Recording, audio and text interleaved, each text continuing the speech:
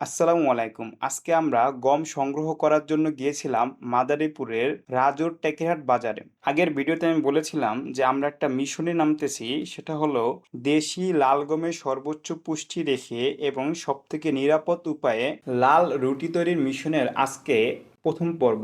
আমরা রাত প্রায় ৩টা ৩০-এর সময় বাসা থেকে বের হই। যেহেতু আমরা এসব কৃষি পণ্যের বিষয়ে অভিজ্ঞতা সম্পূর্ণ নয়, তাই আমাদের সাথে একজন অভিজ্ঞ আঙ্কেলকে নিয়ে গিয়েছিলাম। আমরা মোট ৩ জন গিয়েছিলাম গম কেনার জন্য। আর এত রাতে যাওয়ার কারণ হচ্ছে টেকেয়ার্ড বাজারে নাকি ৩টা ৪টা থেকেই কৃষকদের হাট শুরু হয়ে যায়। যেহেতু আমাদের প্ল্যান আমরা কৃষক থেকে দেশি লাল গমটা কিনবো, তাই আমরা রাতেই বের হয়ে গিয়েছিলাম। যদিও ওই হাট কয়েক ঘন্টার মধ্যে শেষ হয়ে যায়, দ্রুত পৌঁছাতে না পারলে আমরা পরবর্তীতে কোনো কিছু কিনতে পারবো না। তাই আমরা সর্বপ্রথম বাস স্ট্যান্ডের উদ্দেশ্যে রওনা হলাম। কিন্তু আমাদের বাসা থেকে যেহেতু বাস স্ট্যান্ড মোটামুটি অনেকটা দূরে এবং বাস স্ট্যান্ডে যাওয়ার মতো কোনো গাড়িই পাচ্ছিলাম না, তাই আমরা হাঁটতে শুরু করেছিলাম। প্রায় ২০-২৫ মিনিট হাঁটার পরে বাস স্ট্যান্ডে পৌঁছলাম। তারা হচ্ছে মাদারীপুর থেকে ঢাকা যাত্রী নেয়, তাই এত অল্প পথ তারা নিতে চাচ্ছিল না। পরবর্তীতে অনেক রিকোয়েস্টের পর ডাবলের চেয়ে বেশি ভাড়া দিয়ে আমাদের যেতে হয়েছে। প্রায় ১ ঘন্টা পর আমরা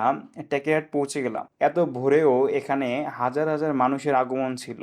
তারপর হাটে গিয়ে দেখি অনেক আগে থেকেই বেচাকেনা শুরু হয়ে গেছে। কৃষকরা একের পর এক গাড়ি নিয়ে আসতেছিল আর আর পাইকাররা সেগুলো চেক করে করে কিনে রাখতেছে। আঙ্কেল বলেছিল এইভাবে আমাদেরকে কিনে দিবে, কিন্তু ওখানে গিয়ে হচ্ছে কৃষক থেকে কিনে সেই গমগুলো হচ্ছে একটা দোকানে বা একটা চটের উপরে সব রাখতে হবে। কারণ ওখানে একজন কৃষক তো অল্প অল্প সে গম নিয়ে আসে, সেগুলা আলাদা আলাদাভাবে কিনে সব একসাথে রেখে তারপর হচ্ছে বস্তায় ভরে হচ্ছে আমরা নিয়ে আসবো, এরকমই আমাদের প্ল্যান ছিল।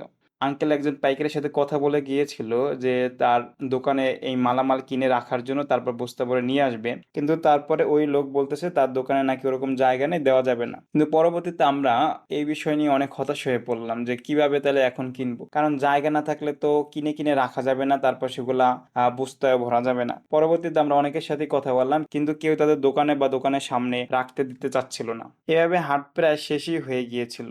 পরবর্তীতে আমরা আর কৃষক থেকে কিনতে পারিনি। কৃষক থেকে যে পাইকাররা কিনে রেখেছিল তাদের সাথে যোগাযোগ করলাম।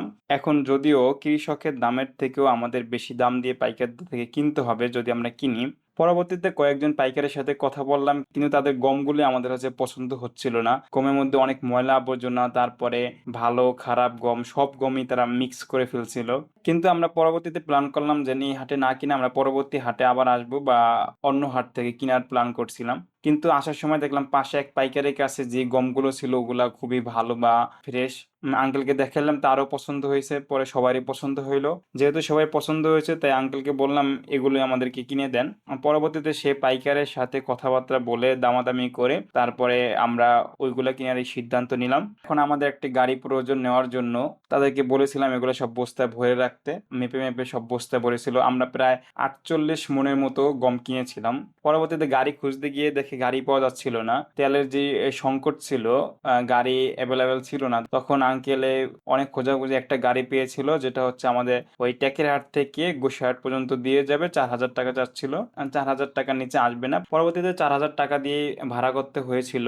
এরপরে বস্তাগুলোতে গম প্রায় ভরা শেষ।